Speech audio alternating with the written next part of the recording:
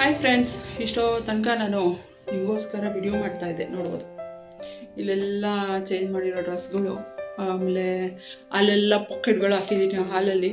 So ಈಗ ಅದನ್ನೆಲ್ಲ cleaning ಮಾಡೋ ಅಂಥ ಕೆಲಸ. ಹಾಗೆ ಬ್ಲಾಗ್ನ ಕಂಟಿನ್ಯೂ ಮಾಡಿರಲಿಲ್ವಲ್ಲ, ನಿನ್ನೆ ಸ್ಟಾರ್ಟ್ ಮಾಡಿದ್ದು, ನಿನ್ನೆನೇ ಯಾವಾಗ ಗೊತ್ತಿಲ್ಲ. ಸೊ ಹಂಗೆ ಕಂಟಿನ್ಯೂ ಮಾಡೋಣ ಅಂದ್ಬಿಟ್ಟು ಈ ಒಂದು ಗೌನಲ್ಲೇ ಕಂಟಿನ್ಯೂ ಮಾಡ್ತಾಯಿದ್ದೀನಿ. ಚೆನ್ನಾಗಿ ಕಾಣ್ತಾಯಿತ್ತು ಅಂತ, ನಿಜ ತುಂಬಾ ಚೆನ್ನಾಗಿದೆ. 891 ರುಪೀಸಿಗೆ ನಾನು ತೊಗೊಂಡಿದ್ದಂಥದ್ದು. ಅಂದರೆ ಇವಾಗಲ್ಲ, 1 ಮಂತ್ ಬಿಫೋರ್ ತೊಗೊಂಡಿದ್ದು. ಹಾಗೆ ಕಂಟಿನ್ಯೂ ಮಾಡೋಣ ಅಂತೇಳಿ ಮಾಡ್ತಾಯಿದ್ದೀನಿ. ಹಿಂಗೆ ಕಾಣ್ತಾಯಿದೆ. ಫುಲ್ಲು ಡ್ರೆಸ್ ಬೇಕು ಅಂತ ಹೇಳಿದ್ರೆ ನೀವು ಆ ವಿಡಿಯೋನ ಚೆಕ್ಔಟ್ ಮಾಡಿ, ಅದು ಇದಕ್ಕಿಂತ ಮೊದಲೇ ಬಂದುಬಿಟ್ಟಿರುತ್ತೆ ವಿಡಿಯೋ. ಸೊ ಹಾಗಾಗಿ ಹೇಳ್ತಾ ಇದ್ದೀನಿ ಅಂತ. ಸೊ ಇಷ್ಟೋ ತನಕ ಇದನ್ನೆಲ್ಲ ಹಾಕ್ಕೊಂಡು ವಿಡಿಯೋ ಮಾಡಿಕೊಂಡು, ಜೊತೆಗೆ ಶಾರ್ಟ್ಸ್ ಕೂಡ ಮಾಡ್ಕೊಂಡಿದ್ದೀನಿ.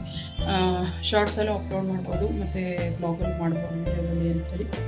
ಒಂದು ವಿಡಿಯೋ ಮಾಡಬೇಕಂದ್ರೆ ಎಷ್ಟೆಲ್ಲ ಕಷ್ಟಪಡಬೇಕು ನೋಡಿ ಫ್ರೆಂಡ್ಸ್. ಡಬಲ್ ಕೆಲಸ ಅಲ್ಲ, ಟ್ರಿಬಲ್ ಕೆಲಸ ಆಗುತ್ತೆ ನನಗೆ. ಈಗ ಇಷ್ಟೊತ್ತು ಆಯಿತಾ, ಈಗ ಇನ್ನೇನು ಇದೆಲ್ಲ ಎತ್ತಿಡೋ ಅಷ್ಟು ನನ್ನ ಮಗ ಬರ್ತಾನೆ. ಇವತ್ತು ದೋಸೆ, ಆಲೂಗಡ್ಡೆ ಪಲ್ಯ, ಚಟ್ನಿ ಮಾಡಿದ್ದೆ. ನನ್ನ ಮಗ ಸಾಗು ಅಂತ ಇದ್ದ. ಮೊನ್ನೆ ತಾನೇ ಸಾಗು ಮಾಡ್ಕೊಂಡು ತಿಂದಿದ್ದಾನೆ.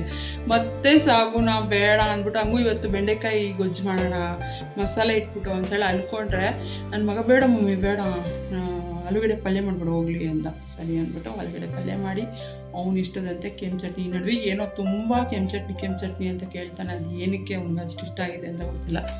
ಸೊ ಹಂಗಾಗಿ ತಿನ್ಕೊಂಡು ಹೋದ. ಇನ್ನು ಮಧ್ಯಾಹ್ನಕ್ಕೆ ನೆನೆ ರಸಮ್ ಮಾಡಿದ್ನಲ್ಲ, ಅದೇ ಇದೆ.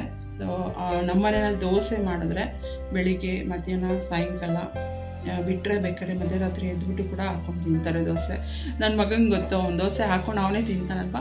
ಸೊ ಹಾಗಾಗಿ ಡಿಸ್ಟರ್ಬ್ ಮಾಡಲ್ಲ, ಅವನೇ ಹಾಕ್ಕೊಂಡು ಅವನೇ ತಿಂತಾನೆ. ಅಷ್ಟಿಷ್ಟ ಅವನಿಗೆ. ಅವನಿಗೂ ಅಷ್ಟೇ, ನನ್ನ ಹಸ್ಬೆಂಡ್ಗೂ ಅಷ್ಟೇ. ಕೆಲವರು ಈವ್ನಿಂಗು ಅಂತ ಮೂಗು ಮುರಿತಾರೆ. ಬಟ್ ನಮ್ಮ ಮನೆಯಲ್ಲಿ ಈವ್ನಿಂಗ್ ಟೈಮ್ ತಿಂಡಿ ಥರ ಇರೋದನ್ನು ತಿನ್ನೋದಕ್ಕೆ ಇಷ್ಟಪಡ್ತಾರೆ. ಉಪ್ಪಿಟ್ಟಾಗಲಿ, ಅವಲಕ್ಕಿ ಮಾಡಿದ್ರೆ ಬಿಸಿ ಬಿಸಿ ಅವಲಕ್ಕಿ, ಮತ್ತು ದೋಸೆ, ಇಡ್ಲಿ, ಈ ಥರದ್ದೆಲ್ಲ ತಿನ್ನೋಕ್ಕೆ ಇಷ್ಟಪಡ್ತಾರೆ ನಮ್ಮ ಮನೆಯವರು. ಒಂದು ಸಲ ಬಿರಿಯಾನಿ ಮಾಡಿಕೊಟ್ಬಿಟ್ಟು ತಿಂದ್ಬಿಡ್ತಾರೆ. ಒನ್ ಟೈಮ್ ಅಂದರೆ ಬಿಸಿ ಬಿಸಿ ಅವಾಗ ಮಾಡಿ, ಟೊಮೊಟೊ ಬಾತು ಆ ಥರದ್ದೆಲ್ಲ ಮಾಡಿಕೊಟ್ರೆ ಅವ್ರಿಗೆ ಇಷ್ಟ. ನನ್ನ ಮಗುಗೂ ಕೂಡ ಅಷ್ಟೇ. ಕೆಲವೊಬ್ಬರು ಪರ್ಟಿಕ್ಯುಲರಾಗಿ ಇದೇ ಬೇಕು, ಅನ್ನ ಸಾಂಬಾರೇ ಬೇಕು, ಇದೇ ಬೇಕು ಅಂತ ಪ್ರಿಫರ್ ಮಾಡ್ತಾರೆ. ನಮ್ಮ ಮನೇಲಿ ಆ ಥರ ಏನಿಲ್ಲ. ಎಲ್ಲ ಯಾವಾಗ ಅಂದರೆ ಅವ್ರಿಗೆ ಇಷ್ಟ ಆಗುವಂಥದ್ದು. ಅನ್ನ ಸಾಂಬಾರು ಆದರೆ ಸ್ವಲ್ಪ ನೆಂಚ್ಕೊಳ್ಳೋಕ್ಕೆ ಅದಕ್ಕೆ ಇದಕ್ಕೆ ಅಂತೆಲ್ಲ ಇದು ಮಾಡ್ತಾರೆ. ಅದು ಬಿಟ್ಟರೆ ಇದನ್ನೆಲ್ಲ ಆದರೆ 3 ಟೈಮು ಖುಷಿಯಾಗಿ ತಿಂತಾರೆ. ಚಪಾತಿ, ಪೂರಿ ಮಾಡಿಬಿಟ್ರಂತೂ 3 ಟೈಮು ಅದೇ ಬೇಕು ನನ್ನ ಮಗನಿಗೆ. ಖಾಲಿಯಾಗಿದೆ ಬಿಡೋ ಅಂದರೆ ಅವನೇ ಹಸಿಟ್ಟು ಕಲಿಸ್ಕೊಂಡು ಮಾಡಿಬಿಡ್ತಾನೆ. ನನ್ನ ಹಸ್ಬೆಂಡ್ಗೂ ಅಷ್ಟೇ. ಅವ್ರಿಗೆ ಈ ಥರ ಕುತ್ಕೊಂಡು ಬೆಳಗ್ಗೆಯೂ ತಿನ್ನೋಕ್ಕೆ ಇಷ್ಟಪಡಲ್ಲ. ಯಾಕೆಂದರೆ ಅವ್ರು ಕೆಲ್ಸಕ್ಕೆ ಹೋಗೋ ಅರ್ಜೆಂಟಲ್ಲಿ ಇರ್ತಾರೆ. ಆವಾಗ ಅವ್ರಿಗೆ ಹೊಟ್ಟೆ ತುಂಬ ತಿಂದಂಗೆ ಅನ್ಸಲ್ವೋ ಏನೋ ಗೊತ್ತಿಲ್ಲ. ಬಟ್ ಎಲ್ಲ ಕೆಲಸ ಮುಗಿಸಿ ಈವ್ನಿಂಗ್ ಮನೆಗೆ ಬಂದಾಗ ಆರಾಮಾಗಿ ಕುತ್ಕೊಂಡು ಅವರು ತಿನ್ನಬೇಕು, ಆ ಥರ. ಬಟ್ ನನಗೆ ಈವ್ನಿಂಗ್ ಇಷ್ಟ ಆಗಲ್ಲ, ಮಾರ್ನಿಂಗ್ ಇಷ್ಟ ಆಗುತ್ತೆ. ಈವ್ನಿಂಗ್ ನಾನು ಸುಮ್ಮನೆ ಲೈಟಾಗಿ ಏನಾದ್ರು ತಿಂದೇ ಇಲ್ಲಾಂದರೆ ತಿನ್ನೋಕ್ಕೆ ಹೋಗಲ್ಲ. ಏನಾದರೂ ಸೌತೆಕಾಯಿ ಏನಾದ್ರು ತಿಂದ್ಬಿಟ್ಟು ಸುಮ್ಮನೆ ಆಗಿಬಿಡ್ತೀನಿ. ಹೀಗೆ ನಂದು ಇವಾಗ ಇದನ್ನೆಲ್ಲ ಎತ್ತು ಮರ್ಚಿಡುವಂಥ ಪ್ರೋಗ್ರಾಮ್. ನಾನೇನು ವೇರ್ ಮಾಡಿದ್ದೆ ಆ ಡ್ರೆಸ್ ಇಲ್ಲಿದೆ. ಇವಾಗ ಹಾಕೊಂಡಿದ್ದ ಡ್ರೆಸ್ಸು ಇನ್ನು ತೋರಿಸ್ತಿದ್ದೀನಿ ಹಾಲಲ್ಲಿ ಯಾವ ಥರ ಇದೆ ಅಂತ.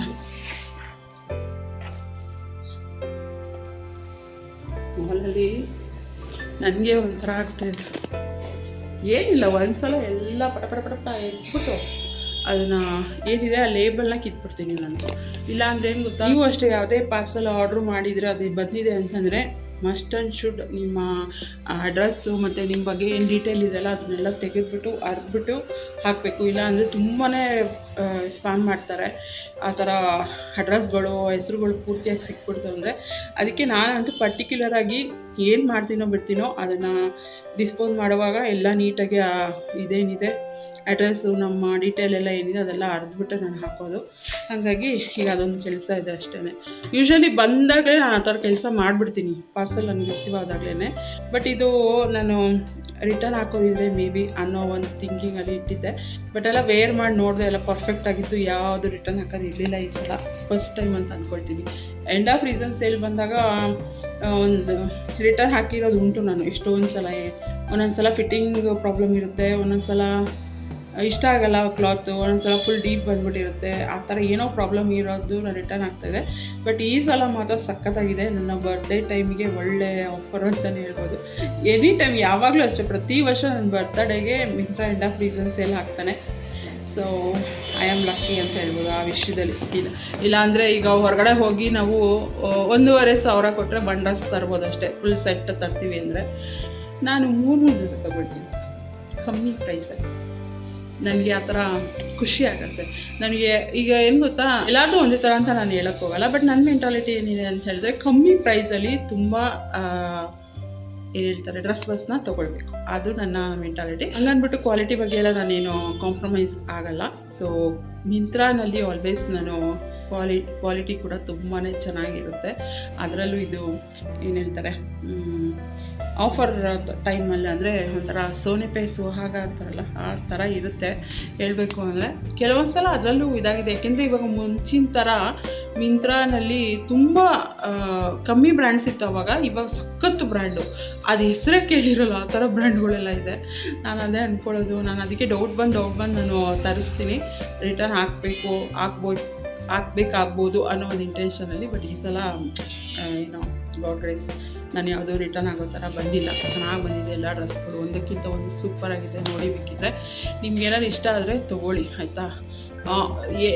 ಆಫರ್ ಇರುವಾಗಲೇ ಅಂತಲ್ಲ, ಮೇ ಬಿ ಆಫರ್ ಮುಗ್ದೋದ್ಮೇಲೂ ಕೂಡ ಇದಿರುತ್ತೆ. ಏನಂದರೆ ಈಗ ಆಫರ್ ಎಂಡಿಂಗ್ ಅಂತೇಳಿ ಇನ್ನೊಂದು ಆಫರ್ ಬಿಟ್ಟಿರ್ತಾರೆ.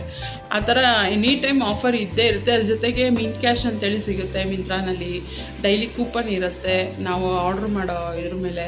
ಅದರಲ್ಲೂ ಕೂಡ ಎಕ್ಸ್ಟ್ರಾ ಇವಾಗ ಒಂದು ಈ ಮಿನ್ ಕ್ಯಾಶ್ ಅಂತೇಳಿ ಡೈಲಿ ಕೊಡ್ತಾರೆ. ಅದು ಒಂದು ಕೂಪನ್ ಥರ ಕೊಡ್ತಾರೆ. ಅದು ಸ್ಕ್ರ್ಯಾಚ್ ಮಾಡಿದ್ರೆ ಇಷ್ಟು ಅಮೌಂಟ್ ಅಂತ ಬರುತ್ತೆ. ಡೈಲಿ ಇರುತ್ತೆ ಮಿನ್ ಕ್ಯಾಶು. ಸೊ ಅದನ್ನು ನಾವು ಒಂದು 10 ದಿನ ಮಿನ್ ಕ್ಯಾಶ್ 10 ದಿನ ಆಗಲ್ಲ ಅನ್ಕೊಳ್ತೀವಿ. ಮೇ ಬಿ 1 ವೀಕ್ ಇರುತ್ತೆ ಅನಿಸುತ್ತೆ ಒಂದು ಕೂಪನ್. ಅದಾದಮೇಲೆ ಅದು ಮೈನಸ್ ಆಗ್ತಾ ಹೋಗುತ್ತೆ ಆ ಕೂಪನ್ ಏನಿದೆ. ಆ 1 ವೀಕಲ್ಲಿ ನಾವು ಏನು ಕೂಪನ್ ತೊಗೊಂಡಿರ್ತೀವಿ ಅದನ್ನು ಕೂಡ ಮೈನಸ್ ಮಾಡ್ಬೋದು. ಅದ್ರ ಜೊತೆಗೆ ಇವಾಗ ಫಾರ್ವರ್ಡ್ ಅಂತೇಳಿ ಬಿಟ್ಟಿದ್ದಾರೆ. ಸೊ ಅದರಲ್ಲಿ ತುಂಬ ಕೂಪನ್ ಆಫರ್ಗಳು ಕೊಡ್ತಾರೆ. ಅದೇನು 130 ರುಪೀಸು ಆ ಥರದ್ದೆಲ್ಲ ಆಫರ್ ಸಿಗುತ್ತೆ. ಸಮ್ಟೈಮ್ಸ್ 250, 150, 180 ಆ ಥರ ಎಲ್ಲ ಆಫರ್ ಸಿಕ್ಬಿಡುತ್ತೆ. ಅದೊಂಥರ ಸಖತ್ತಾಗಿರುತ್ತೆ ಅಂತ ಹೇಳ್ಬೋದು. ನೋಡ್ಬೋದು ಈ ಒಂದು ರೆಡ್ ಡ್ರೆಸ್ ಏನಿದೆ ಅದು ನನ್ನ ಮುಖಕ್ಕೆ ಎಷ್ಟು ಎರಾಸಾಗಿ ಕಾಣ್ತಾ ಇದೆ. ನಾನು ಯೂಶ್ವಲಿ ಏನು ಗೊತ್ತಾ, ರೆಡ್ ತುಂಬ ಇಷ್ಟಪಡಲ್ಲ ನಾನು. ಅದರಲ್ಲೂ ಈ ಥರ ಒಂಥರ ರೆಡ್ ಅಂತ ಫುಲ್ ರೆಡ್ ಆ ಥರ ಹೇಳ್ತಾರಲ್ಲ, ಸೊ ಅದನ್ನು ನಿಜ ಇಷ್ಟನೇ ಪಡೋದಿಲ್ಲ. ಅಂಥದ್ರಲ್ಲೂ ನಾನು ಈ ಒಂದು ಡ್ರೆಸ್ನ ಇಟ್ಕೊಂಡಿದ್ದೀನಿ ಅಂತ ಹೇಳಿದ್ರೆ ಚೆನ್ನಾಗಿದೆ ಅಂತ ಅರ್ಥ. ಸೊ ನಾನೇ ನಿಮಗೆ ತೊಗೊಳ್ಳೇಬೇಕಂತ ಫೋರ್ಸ್ ಮಾಡಲ್ಲ. ನಿಮ್ಗೆ ಇಂಟ್ರೆಸ್ಟ್ ಇದ್ದರೆ ತೊಗೊಳ್ತೆ ಅಷ್ಟೇ ಆಯಿತಾ. ನಾನು ತೊಗೊಂಡಿದ್ದೀನಿ ಬಟ್ ನೀವು ತೊಗೊಳ್ಳಿ ಆ ಥರ ಹೇಳೋಕ್ಕಾಗಲ್ಲ. ಸೊ ಹಂಗಾಗಿ ಇನ್ನೇನು ನನ್ನ ಮಗ ಬರೋ ಟೈಮ್ ಆಯಿತು. ಈಗ ಅವ್ನು ಬರ್ತಾನೆ, ಇದೆಲ್ಲ ಕ್ಲೀನ್ ಮಾಡಬೇಕು. ಇವತ್ತು ಥರ್ಸ್ಡೇ, ನೀರು ಬರ್ತಾಯಿದೆ. ಹೋಗಿ ನನ್ನ ಕೆಳಗಡೆ ಕೆಲಸ ಶುರು ಹಚ್ಕೋಬೇಕು. ವೀಕ್ಲಿ ಒನ್ಸ್ ನನಗೆ ಈ ಥರ ಟೈಮ್ ಸಿಗೋದು ಪಾರ್ಕಿಂಗೆಲ್ಲ ತೊಳೆಯೋದಕ್ಕೆ. ಬೇರೆ ಟೈಮಲ್ಲಿ ಅಂದರೆ ಇವಾಗ ಸ್ವಲ್ಪ ನೀರು ಪ್ರಾಬ್ಲಮ್ ಇರೋದ್ರಿಂದ ನಾನು ಕಸ ಗುಡಿಸ್ಬಿಟ್ಟು ಬಾಗಿಲು ನೀರು ಹಾಕ್ಕೊಳ್ತೀನಿ ಅಷ್ಟೇ. ಬಟ್ ಥರ್ಸ್ಡೇ ಆದಾಗ ಫುಲ್ ಪಾರ್ಕಿಂಗ್ ಎಲ್ಲ ಒಂದು ಕಡೆಯಿಂದ ಕ್ಲೀನ್ ಮಾಡ್ತೀನಿ. ತುಂಬ ಮೂಡಿತ್ತು, ಮಾಡಲೇಬೇಕು ಕೆಲಸ ಅನ್ನೋದಿತ್ತು ಅಂದರೆ ಮೇಲ್ಗಡೆ ಮೆಟ್ಲಿಂದ ಅಲ್ಲಿ ತೊಳ್ಕೊಂಬಂದ್ಬಿಡ್ತೀನಿ. ಹಾಗೆ ನನ್ನ ಇದು. ಸೊ ಇವಾಗ ಇನ್ನು ಊಟ ಕೂಡ ಮಾಡಿಲ್ಲ ನಾನು. ಇವೆಲ್ಲ ಮಾಡ್ಕೊಂಡು ನಾನು ಊಟ ಕೂಡ ಮಾಡಿಲ್ಲ. ನನ್ನ ಮಗ ಬರ್ತಾನೆ, ದೋಸೆ ಹಾಕ್ಬರ್ತಾನೆ ನನಗೆ. ಅವನ ಕೈಯಿಂದ ದೋಸೆ ಹಾಕಿಸ್ಕೊಂಡು ಬಿಸಿ ಬಿಸಿ ದೋಸೆ ತಿಂತೀನಿ. ಅದು ನೋಡ್ತಾಯಿರ್ತೀನಿ ರೀಲ್ಸು. ಇವಾಗ ಹೆಣ್ಮಕ್ಳು ಎಲ್ಲರಿಗೂ ಹಾಕ್ಕೊಡ್ತಾರೆ, ಮನೇಲಿರೋರಿಗೆಲ್ಲ ಹಾಕ್ಕೊಡ್ತಾರೆ. ಬಟ್ ಅವ್ರು ಹಾಕ್ಕೊಂಡು ತಿನ್ನುವಾಗ ತಣ್ಣಗಿರೋ ದೋಸೆ ತಿಂತಾರೆ. ಆ ಥರದ್ದೆಲ್ಲ ರೀಲ್ಸ್ ತೋರಿಸ್ತಾ ಇರ್ತಾರೆ. ಬಟ್ ಬೆಳಗ್ಗೆ ಟೈಮ್ ಹಾಗೆ, ಯಾಕೆಂದರೆ ಅವ್ನು ಸ್ಕೂಲ್ಗೆ ಹೋಗ್ತಾನಲ್ವ, ಹಂಗಾಗಿ. ಇನ್ನು ಮಧ್ಯಾಹ್ನ ಬಂದರೆ ಅವನಿಗೆ ಇಷ್ಟ ದೋಸೆ ಹಾಕ್ಕೊಡೋದೆಲ್ಲ ಇಷ್ಟ. ನಾನೇನು ಫೋರ್ಸ್ ಮಾಡಿ ಹಾಕ್ಕೊಡ್ಲೇಬೇಕು ಆ ಥರ ಹೇಳಲ್ಲ. ಅವ್ನಿಗೆ ಇಷ್ಟ ಪರ್ಸನಲಾಗಿ ದೋಸೆ ಹಾಕ್ಕೊಡೋದು. ಮತ್ತು ಚಪಾತಿ ಮಾಡ್ತಾಯಿದ್ರೆ ಬಂದು ಬೇಯಿಸ್ತಾನೆ. ಇಡ್ಲಿ ಹಾಕೋದು, ಇಡ್ಲಿ ಅಂದರೆ ಬಟ್ಲಿಗೆಲ್ಲ ಹಾಕಿ ಇಡೋದು. ಇನ್ನು ಪೂರಿ ಎಲ್ಲ ನಾನು ಬಿಡೋದಿಲ್ಲ, ಯಾಕೆಂದರೆ ಆಯಿಲ್ ಜಾಸ್ತಿ ಇರೋದ್ರಿಂದ ಆಮೇಲೆ ಏನಾದರೂ ಪ್ರಾಬ್ಲಮ್ ಆಗುತ್ತೆ ಅಂತ ಪೂರಿ ಎಲ್ಲ ಮಾಡೋದು ಬಿಡೋಲ್ಲ. ಅದನ್ನು ಮಾಡ್ತೀನಿ ಅಂತ ಹೇಳ್ತಾನೆ, ಬಟ್ ನಾನು ಬಿಡೋದಿಲ್ಲ. ಆಯಿಲ್ ಹತ್ರ ಇರೋವಾಗ ಕಳಿಸಲ್ಲ ನಾನು. ಆಯಿಲ್ ಹತ್ರ ಎಲ್ಲ ಹೋಗ್ಬಿಡಪ್ಪ, ಅದಕ್ಕೆಂದರೆ ತುಂಬ ಕ್ವಾಂಟಿಟಿನಲ್ಲಿ ಇರುತ್ತೆ ಆಯಿಲು. ಸೊ ಹಂಗಾಗಿ ಅದೊಂದು ಬಿಡೋದಿಲ್ಲ. ಇನ್ನು ಅದು ಬಿಟ್ಟರೆ ಮೊನ್ನೆ ಮುದ್ದೆ ಮಾಡ್ತೀನಿ ಅಂತ ಟ್ರೈ ಮಾಡಿದೆ, ಅವನಿಗೆ ತಿರುಗ್ಸೋಕ್ಕೆ ಆಗಿಲ್ಲ. ಮಮ್ಮಿ ನೋಡುವಾಗ ಈಸಿ ಅನಿಸುತ್ತೆ, ಮಾಡುವಾಗ ಕಷ್ಟ ಅಂತ. ನಾನೇ ಇವಾಗ ಕಲ್ತ್ಕೊತಾ ಇದ್ದೀನಿ, ಇನ್ನು ನೀನೇನು ಮಾಡ್ತೀಯಪ್ಪ ಹೋಗು ಅಂತೇಳಿ. ಹಂಗೆ ಈ ಥರ ಮಾಡ್ತಾನೆ. ಸೊ ಇದೆಲ್ಲ ನಾನು ಕ್ಲೀನ್ ಮಾಡೋ ಅಷ್ಟು ನನ್ನ ಮಗ ಬರ್ತಾನೆ ಅಂತ ಅಂದ್ಕೊಂಡಿದ್ದೀನಿ. ಇಲ್ಲ ನನಗೆ ತುಂಬ ಹೊಟ್ಟೆ ಹಶ್ವಾಗ್ತಾಯಿದೆ. ನೋಡೋಣ, ಅವ್ನು ಬರೋವರೆಗೂ ವೆಯ್ಟ್ ಮಾಡಲ್ಲ, ನಾನೇ ಹಾಕ್ಕೊಂಡು ನಾನು ತಿಂದ್ಬಿಡೋಣ ಅಷ್ಟೇ. 2 ದೋಸೆ ಹಾಕ್ಕೊಂಡು ತಿನ್ನೋಕ್ಕೆ ಎಷ್ಟೊತ್ತು ಅಲ್ವಾ. ನೋಡ, ಇದಿಷ್ಟು ಕ್ಲೀನ್ ಮಾಡೋ ಅಷ್ಟರಲ್ಲಿ ಟೈಮ್ ಆಗಿದೆ. 4 o'clock ಆಗಿದೆ. ನೋಡು, 4 o'clock ಬರ್ತಾನೇನೋ ನನ್ನ ಮಗ. ಬಂದರೆ ಅವನು ಹಾಕ್ಕೊಡ್ತಾನೆ, ಇಲ್ಲಾಂದರೆ ನಾನು ಹಾಕ್ಕೊಡ್ತೀನಿ ಅಷ್ಟೇ. ಇದಿಷ್ಟು ನನ್ನ ಕತೆ, ಇವತ್ತಿನ ಕತೆ. ಇನ್ನು ಬಟ್ಟೆ ವಾಶ್ಗೆ ಹಾಕಬೇಕು ನಾನು. ಈ ವಿಡಿಯೋ ಮಾಡ್ಕೊಂಡು ನಾನು ಅದು ಮರ್ತೇ ಬಿಟ್ಟಿದ್ದೀನಿ ಹೇಳಬೇಕು ಅಂದರೆ ಇವಾಗ ಇನ್ನಾರು ಬಂದರೂ ಭಯ ಆಗ್ತದೆ. ಆಮೇಲಿಂದ ಬ್ಲಾಗ್ನ ಕಂಟಿನ್ಯೂ ಮಾಡಿ ಆಯಿತಾ. ಫೈನಲಿ ಎಲ್ಲ ಡ್ರೆಸ್ಸು ಫೋಲ್ಡ್ ಮಾಡಿ ಎತ್ತಿಟ್ಟೆ, ಜೊತೆಗೆ ಟ್ಯಾಗ್ಗಳೇನಿತ್ತು ಎಲ್ಲನೂ ಕಟ್ ಮಾಡಿದ್ದೀನಿ. ನನ್ನ ಟ್ರೈಪಾಡು ಕಿತ್ತೋಗಿದೆ. ಮೊನ್ನೆ ಜೋರುಗಳೇ ಗಾಳಿ ಮಳೆ ಬಂತಲ್ಲ, ಸೊ ಅಡುಗೆ ಮನೇಲಿ ಇಟ್ಟಿದ್ದೆ, ಆ ಕಿಟಕಿಯಿಂದ ಬಿದ್ದು ಒಡೆದೋಗಿದೆ. ಇದು ಫಿಟ್ಟಿಂಗ್ ಮಾಡೋದು ಇನ್ನೊಂದು ಎಕ್ಸ್ಟ್ರಾ ಇತ್ತು, ಅದು ಎಲ್ಲೋಗಿದೆ ಅಂತ ಗೊತ್ತಿಲ್ಲ, ಅದು ಕಿತ್ತೋಗಿದೆ. ಇದೆಲ್ಲ ಮರ್ಚಿಟ್ಟಿದ್ದೀನಿ, ಎತ್ತಿಡಬೇಕು ಕಬೋರ್ಡ್ಗೆ. ಯಾವಾಗ ನೋಡೋಣ, ಫಸ್ಟು ಹೊಟ್ಟೆಗೆ ತಿನ್ಬಿಡ್ತೀನಿ. ಇಲ್ಲೂ ಕೂಡ ಹಾಲಲ್ಲೆಲ್ಲ ಕ್ಲೀನ್ ಮಾಡಿದೆ, ಎಲ್ಲ ಎತ್ಬಿಟ್ಟು ಅದನ್ನು ಡಸ್ಟ್ಬಿನ್ಗೆಲ್ಲ ಹಾಕಿ ಇದು ಮಾಡಿದ್ದಾಯಿತು. ಅಷ್ಟರಲ್ಲಿ ನಮ್ಮ ಕುಲಪುತ್ರ ಬಂದಿದ್ದಾರೆ. ದೋಸೆ ನೋಡಿ ಗೈಸ್ ಹೆಂಗೆ ಹಾಕೋತಾ ಇದ್ದಾರೆ ಅಂತ. 2 ದೋಸೆ 1 ದೋಸೆ ಆಗ್ಬೇಕು ಹಂಗೆ ಹಾಕೋತವ್ರೆ. ಹೌದಾ, 2 ದೋಸೆ 1 ದೋಸೆ ಹಾಕೊಳ್ತಾವನೆ. ನನಗೆ ಕೊಟ್ಬಿಡ ದೋಸೆ, ನಾನು ತಿನ್ಕೋತೀನಿ, ನಿನಗೆ ಹಾಕೋ ಬೇರೆದು ಆಯಿತಾ. 2 ದೋಸೆ ನಾನು ಹಾಕೋತೀನಿ. ಹಾಂ, ಓಕೆನಾ? ಡನ್. ಹಾಂ, ಡನ್. ಟ್ಯಾಗ್ ಡಸ್ಟ್ಬಿನ್ಗೆ ಹಾಕೋಣ. ನಾನು ಹೇಳ್ದಾಗ ನನ್ನ ಮಗ ಹಾಕೊಡ್ತಾ ಇದ್ದಾನೆ. ಅವನಿಗೆ ಅಂತ ಹಾಕಿಟ್ಕೊಂಡಿದ್ದ, ಕೇಳಿದೆ ಹಾಕೊಳ್ಳಪ್ಪು ಅಂದಿದ್ದ ತಕ್ಷಣ ಮಮ್ಮಿಯಿಂದ ಹಾಕ್ಕೊಳ್ತಾ ಇದ್ದೀನಿ. ಅವ್ನು ಹಾಕೋತಾ ಇದ್ದಾನೆ ಅವನಿಗೆ. ಶಿಶು ನಿನಗೆ ಹಾಕಿಟ್ಟಿರೋದನ್ನ ಎತ್ಕೊಂಡಲ್ಲ, ಅದಕ್ಕೆ ಬೇಜಾರಾಯ್ತಾ ನಿನಗೆ? ಹ್ಞೂ, ಅಲ್ಲ ನೀನು ತಿನ್ನೋದಕ್ಕೆ ಅಂತ ಹಾಕಿಟ್ಕೊಂಡಿದ್ನ, ನಾನು ಎತ್ಕೊಂಡಲ್ಲ ಅದಕ್ಕೆ.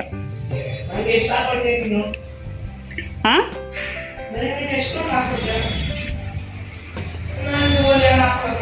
ಆಗಲ್ವಾ? Thank you. ಕೇಳಿಸ್ತಾ? ಥ್ಯಾಂಕ್ ಯು ಅಂದೆ.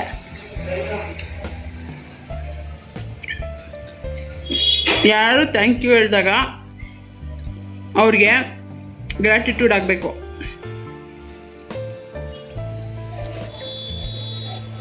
ಥ್ಯಾಂಕ್ ಯು ಹೇಳೋದು ಕೂಡ ಒಂದು ಗ್ರ್ಯಾಟಿಟ್ಯೂಡ್ ಅಲ್ವಾ? ಕೇಳಿಸ್ತಿಲ್ವಾ? ತಿನ್ಬಿಡ್ತೀನಿ, ಹೊಟ್ಟೆ ಹಸಿತಾ ಇದೆ ತುಂಬ.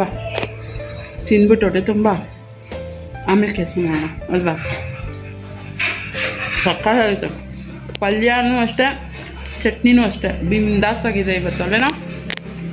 ಶಿಶಿರ್ ಹೆಂಗಿದೆ ಪಲ್ಯ ಚಟ್ನಿ? ಹಾಂ ಹಾಂ ಚಟ್ನಿನೂ ಪಲ್ಯ ಹೆಂಗಿತ್ತು ಅಂದೆ. ಪಲ್ಯ ಹೆಂಗಿತ್ತು ಬೆಳಗ್ಗೆ ನನಗೆ ಹೇಳಿದೆ, ಇವಾಗ ವೀಡಿಯೋಗೆ ಹೇಳು. ಅವನು ದೋಸೆ ಹಾಕೋದ್ರಲ್ಲಿ ಬಿಸಿ ಇದ್ದಾನೆ, ನಾನು ದೋಸೆ ತಿನ್ನೋದ್ರಲ್ಲಿ ಬಿಸಿ ಇದ್ದೀನಿ. ಸೊ ಆಮೇಲಿಂದ ಬ್ಲಾಗ್ನ ಕಂಟಿನ್ಯೂ ಮಾಡ್ತೀನಿ ಆಯಿತಾ.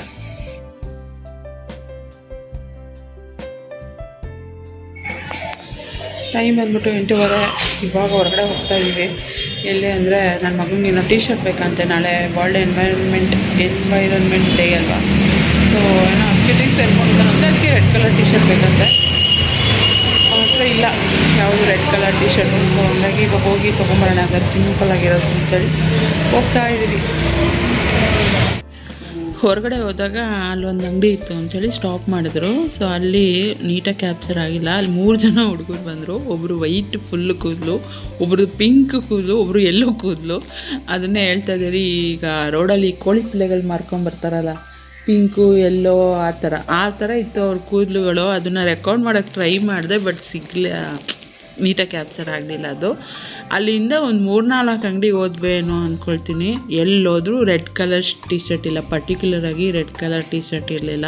ಸೊ ನಾನು ಫಸ್ಟೇ ಹೇಳ್ದೆ ಇಲ್ಲಿಂದ ಹೋಗುವಾಗಲೇ ರೀ ವಿಶಾಲ್ ಮಾರ್ಟ್ಗೆ ಹೋಗ್ಬಿಡೋಣ, ಅಲ್ಲಿ ಹೋದರೆ ಆರಾಮಾಗಿ ಎಲ್ಲ ಥರ ಕಲರು ಸಿಗುತ್ತೆ ಅಂತ ಅವ್ರಿಗೆ ಹೇಳಿದ್ರೆ, ಇಲ್ಲ ಬಾ ಇಲ್ಲೇ ನಿಯರೆಸ್ಟ್ ಅಂಗಡಿನಲ್ಲಿ ತಂದ್ಬಿಡೋಣ ಅಂತೇಳಿ ಕರ್ಕೊಂಡೋಗಿ ಒಂದು 3-4 ಅಂಗಡಿ ವಿಚಾರಿಸಿದ್ವಿ, ಎಲ್ಲೂ ಕೂಡ ಸಿಕ್ಕಿಲ್ಲ. ಆಮೇಲೆ ಇದೊಂದು ಅಂಗಡಿ ಕೇಳೋಣ ಫೈನಲ್ಲು, ಇಲ್ಲಿ ಸಿಕ್ಕಿಲ್ಲ ಅಂತಂದರೆ ಇನ್ನು ಡೈರೆಕ್ಟು ಡಿ ಮಾರ್ಟ್ಕೋ ಇಲ್ಲ ವಿಶಾಲ್ ಮಾರ್ಟ್ಕೋ ಹೋಗ್ಬಿಡೋಣ.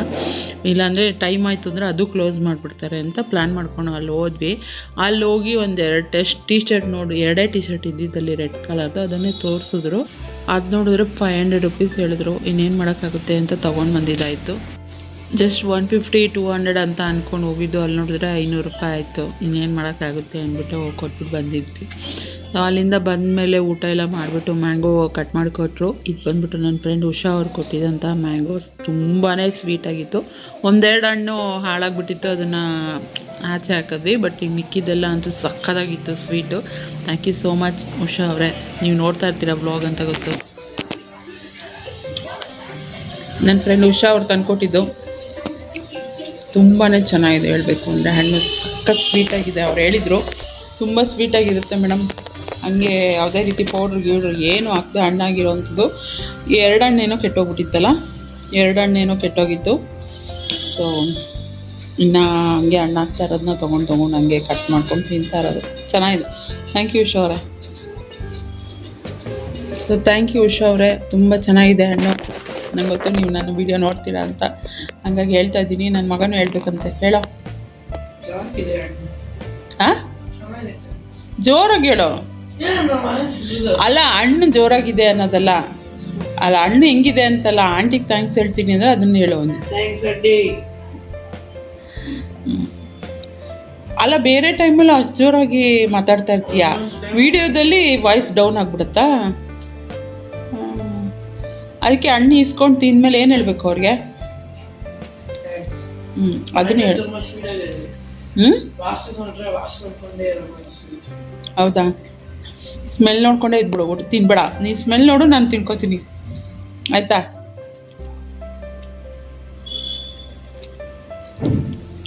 ನಾನು ತಿಂದೇ ಮುಗಿಸ್ಬಿಡ್ತೀನಿ ಅವನು ಊಟ ಆಗೋ ಅಷ್ಟರಲ್ಲಿ. ಸೊ ನೆಕ್ಸ್ಟ್ ಮಾರ್ನಿಂಗ್ ವಿಡಿಯೋ ಮಾಡಿದ್ದು. ಇದು ನಮ್ಮನೆ ಹತ್ರ ಇದಂಗೆ ಬ್ಯಾಂಡ್ ಸೆಟ್ ಎಲ್ಲ ಬಂತು. ಏನಪ್ಪ ಬ್ಯಾಂಡ್ ಸೆಟ್ ಅಂತ ನೋಡಿದ್ರೆ, ಮಕ್ಕಳೆಲ್ಲ ಕರ್ಕೊಂಡು ಟೀಚರ್ಸ್ಗಳೆಲ್ಲ ಸೇವ್ ವಾಟರ್ ಅಂದ್ಕೊಂಡು ಬರ್ತಾಯಿದ್ರು. ಅದರಲ್ಲಿ ನಮ್ಮ ಟೆನೆಂಟ್ ಹುಡುಗಿ ಕೂಡ ಇತ್ತು. ಆ ಹುಡುಗಿ ನೋಡಿ ಟಾಟಾ ಎಲ್ಲ ಮಾಡಿದ್ವಿ.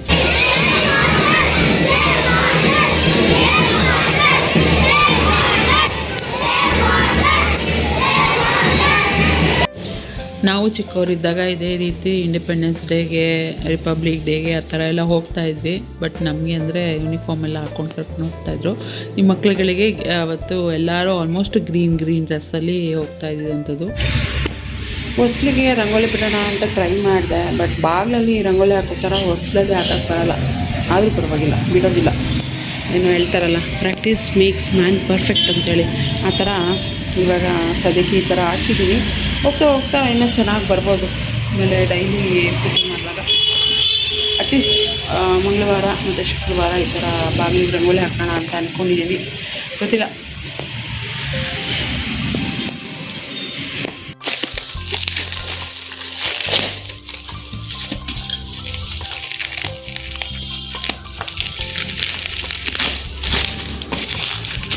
ಇದು ಬೇಕಾಗುತ್ತೆ ಏನಕ್ಕಾದರೂ ನಮಗೆ ಕೆಲಸಕ್ಕೆ. ಮೊಬೈಲ್ ಶೀಟ್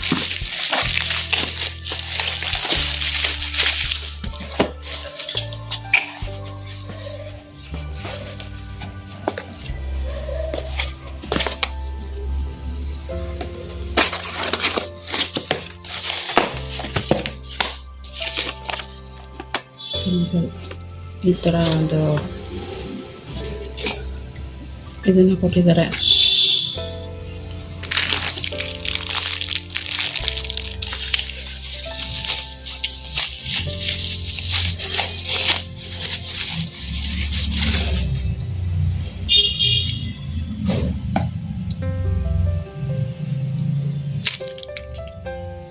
ಇದು ರೊಟೇಟ್ ಮಾಡ್ತಾ ಇರ್ತಾರೆ.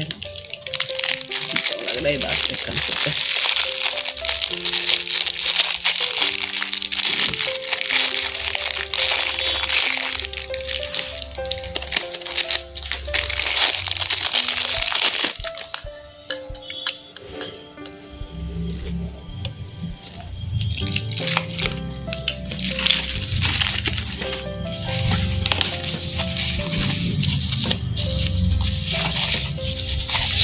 ಇದಂತೂ ಸಖತ್ ವೆಯ್ಟ್ ಇದೆ.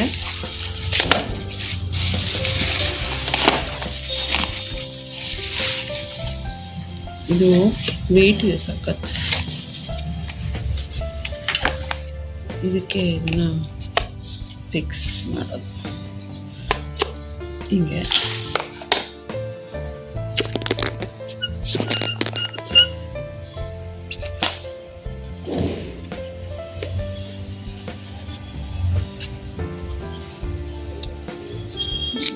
ಓಪನ್ ಮಾಡಿ ಇಲ್ಲ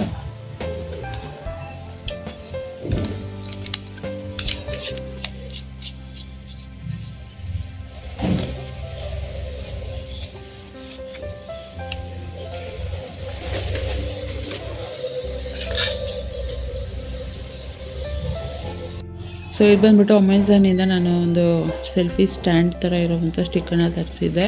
ಕುಚ್ಚು ವಿಡಿಯೋಗೆಲ್ಲ ಬೇಕು ಅಂತ ಅದನ್ನು ಹಾಗೆ ರಿಸೀವ್ ಆಗಿತ್ತಲ್ಲ, ಸೊ ನಿಮ್ಮ ಜೊತೆ ಶೇರ್ ಮಾಡೋಣ, ಅನ್ಬಾಕ್ಸ್ ಮಾಡೋಣ ಅಂಥೇಳಿ ಮಾಡಿದೆ. ನೀಟಾಗಿ ರೆಕಾರ್ಡ್ ಆಗಿಲ್ಲ, ಅದನ್ನು ನೋಡ್ಕೊಂಡು ಮ್ಯಾನ್ಯುವಲ್ ಯಾವ ರೀತಿ ಅದನ್ನು ಫಿಕ್ಸ್ ಮಾಡೋದು ಅದನ್ನೆಲ್ಲ ಫಿಕ್ಸ್ ಮಾಡಿದೆ. ಮುಂದೆ ವೀಡಿಯೋದಲ್ಲಿ ತೋರಿಸಿದ್ದೀನಿ ನಾನು ಯಾವ ರೀತಿ ಅದು ಎಷ್ಟು ಲೆಂತ್ ಇದೆ ಏನು ಎತ್ತ ಅಂತ. ಇದ್ರ ಬಗ್ಗೆ ಏನಾದ್ರು ಡೀಟೇಲ್ ಬೇಕು ಅಂದರೆ ನನಗೆ ಕಮೆಂಟ್ ಮಾಡಿ, ನಾನು ಲಿಂಕ್ ಕೊಟ್ಟಿರ್ತೀನಿ ಅಫಿಲಿಯೇಟಲ್ಲಿ. ಸೊ ಇದ್ರ ಜೊತೆಗೆ ಈ ಒಂದು ಬ್ಲಾಗ್ನ ಕೂಡ ನಾನು ಇಲ್ಲಿಗೆ ಎಂಡ್ ಮಾಡ್ತೀನಿ. ವಿಡಿಯೋ ಇಷ್ಟ ಆಗಿದರೆ ಪ್ಲೀಸ್ ಲೈಕ್, ಕಮೆಂಟ್, ಶೇರ್ ಮಾಡೋದನ್ನು ಮರಿಬೇಡಿ. ಚಾನಲ್ಗೆ ಹೊಸಬರಾದರೆ ಇನ್ನೂ ಕೂಡ ನನ್ನ ಚಾನಲ್ನ ಸಬ್ಸ್ಕ್ರೈಬ್ ಮಾಡ್ಕೊಳ್ಳದೆ ನೋಡ್ತಾ ಇದ್ದರೆ ಪ್ಲೀಸ್ ನನ್ನ ಚಾನಲ್ನ ಸಬ್ಸ್ಕ್ರೈಬ್ ಮಾಡ್ಕೊಂಡು ನನಗೆ ಸಪೋರ್ಟ್ ಮಾಡಿ. ಸಿಗ್ತೀನಿ ನೆಕ್ಸ್ಟ್ ವೀಡಿಯೋದಲ್ಲಿ. ಅಲ್ಲಿವರೆಗೂ ಥ್ಯಾಂಕ್ಸ್ ಫಾರ್ ವಾಚಿಂಗ್. ವಿಡಿಯೋ ಎಂಡಲ್ಲಿ ನಾನು ಹಾಕಿದ್ದೀನಿ ಯಾವ ರೀತಿ ಅದು ಪೂರ್ತಿಯಾಗಿ ಕಾಣ್ತಾ ಇದೆ ಅಂತ. ಈ ಥರ ಬಂದಿದೆ ಸೆಲ್ಫಿ ಸ್ಟಿಕ್, ಬಟ್ ಹೈಟ್ ಇಲ್ಲ, ಇದಿಷ್ಟ ಹೈಟ್ ಬರೋದು.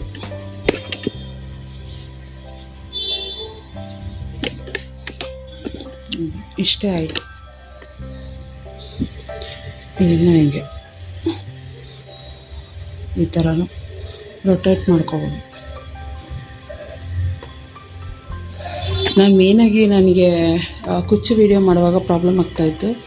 ಸೊ ಹಂಗಾಗಿ ಇವಾಗ ಹೀಗೂ ಮಾಡ್ಬೋದು 360.